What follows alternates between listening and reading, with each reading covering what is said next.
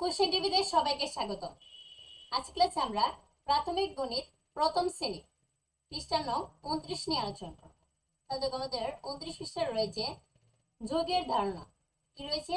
যোগের ধারণা। তাহলে আমরা প্রথমে জেনে নেব যোগ কি।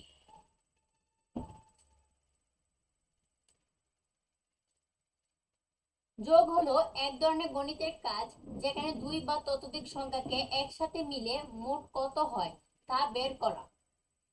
একটি উদাহরণ দেওয়া আছে, দেখো, যেমন 2 + 3 সমান কত? 5। মানে 2 এর সাথে 3 মিলিয়ে মোট 5 হয়।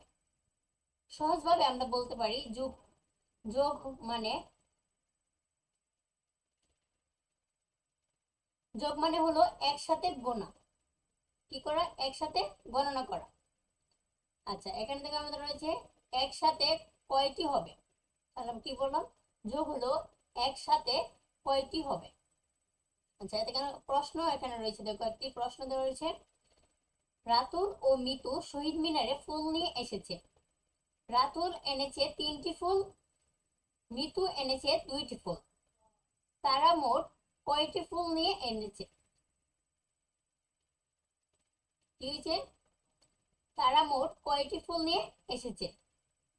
রাতুল এনেছে কয়টি ফুল? 3টি, এবং মিতু এনেছে 2টি ফুল। এটা আমাদের কি করতে হবে? যোগ করতে হবে। তাহলে এখানে দেখো 3টি ফুল, রাতুলের 3টি ফুল এবং মিতুর 2টি ফুল সারিবদ্ধভাবে সাজানো রয়েছে। আর নিচে দেখো 3টি বক্স রয়েছে, 1 2 3, 3টি বক্স রয়েছে।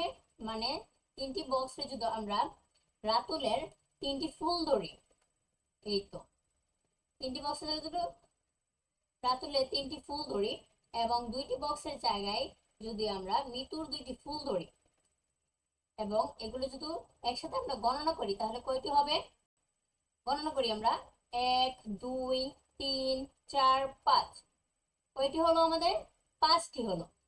রাতুলের 3টি ফুল এবং মিতুর 2টি ফুল, মোট কয়টি ফুল? 5টি ফুল। কয়টি ফুল? 5টি। তাহলে এটাই হচ্ছে